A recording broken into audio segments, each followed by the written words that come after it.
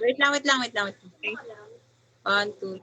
Article Yan. 5, duties and obligation of the citizen.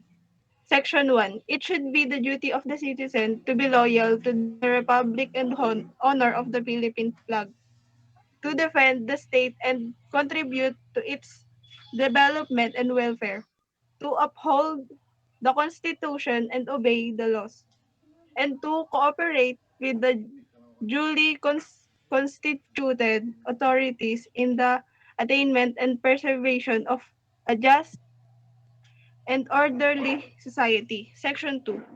The right of the individual imposed upon him correlative duty to exercise them responsibly and with a due regard the rights of others.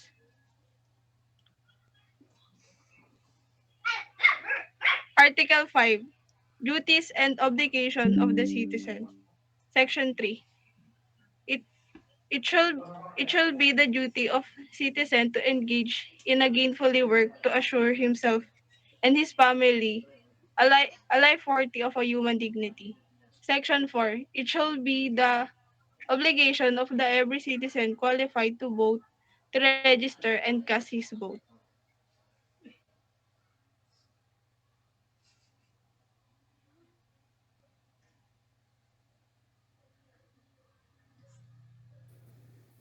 Principles of taxation. The 18th century economist and philosopher Adam Smith attempted to systemize the rules that should govern a rational system in taxation. Number 1.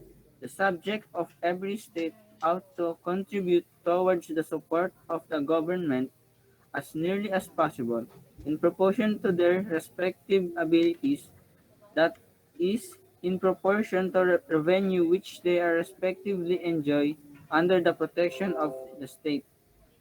Number 2. The tax which each individual is bound to pay ought to be certain and not arbitrary, the time of payment, the manner of payment, the quality to be paid.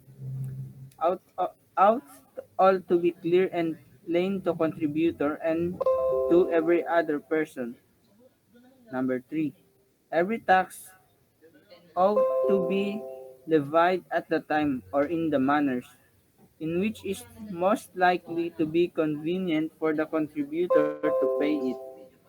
Number 4. Every tax ought to be contrived as both to take out and keep out of the pockets of the people as little as possible over and above what is bring into the public treasury of the state.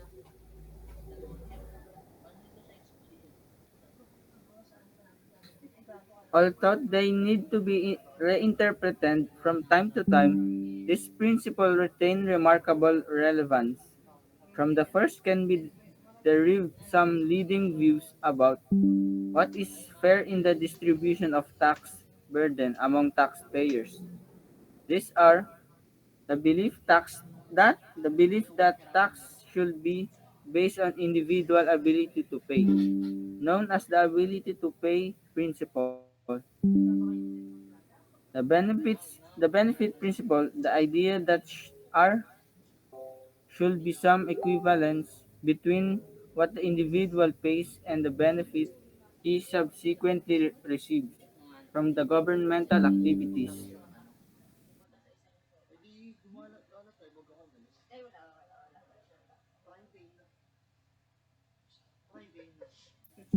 Principles of taxation.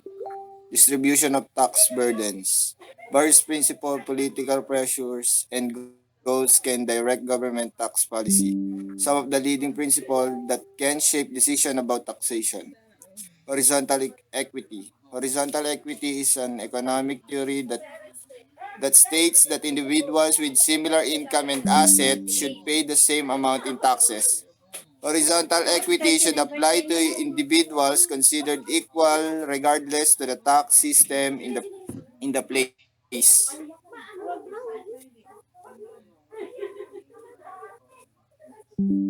Next,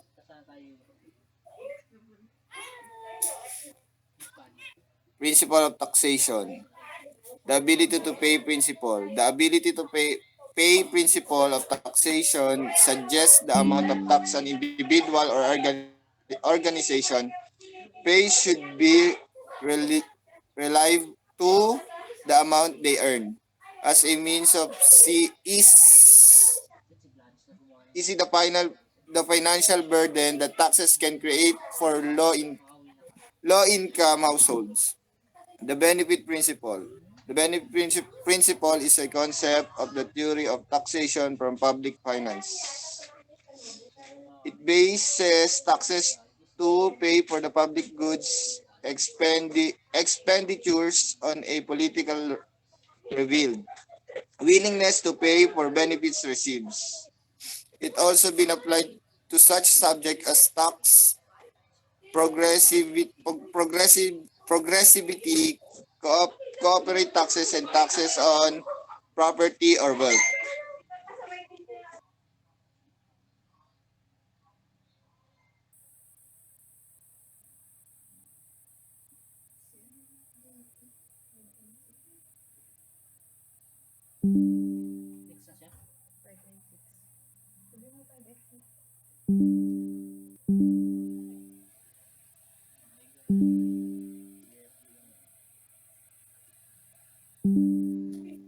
Principles of Principle of taxation. taxation. Economic efficiency, that is, taxation should entail a minimum of interference with individual decision. It should not discriminate in favor of or against particular means of production, particular forms of organization, or particular industries. Clarity. Tax laws regulation must be comprehensible to the taxpayer.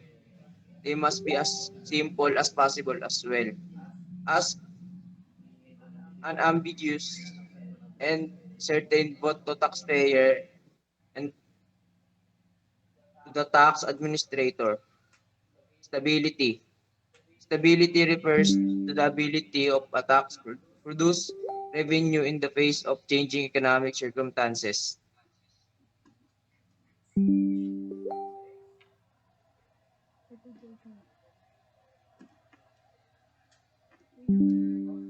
Cost effectiveness. The cost of assessing, collecting, and controlling taxes should be should be kept to the lowest level consistent with other goals of taxation. Convenience. Payment of taxes should cost taxpayers as little inconvenience as possible subject to the limitation of higher ranking tax principles. Governments often allow the payment of large tax liabilities in installments and set generous times limits for completing returns.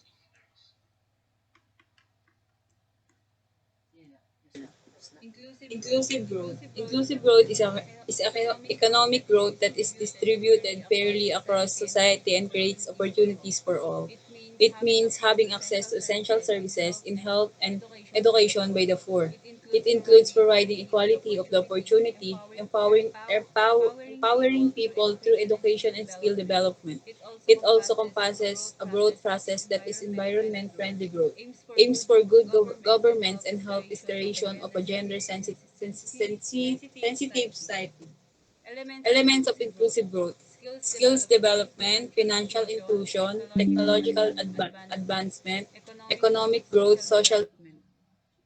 Challenges in achieving inclusive growth: poverty, unemployment, agriculture backwardness, issues with social development, regional disparities. Thank you. Thank you.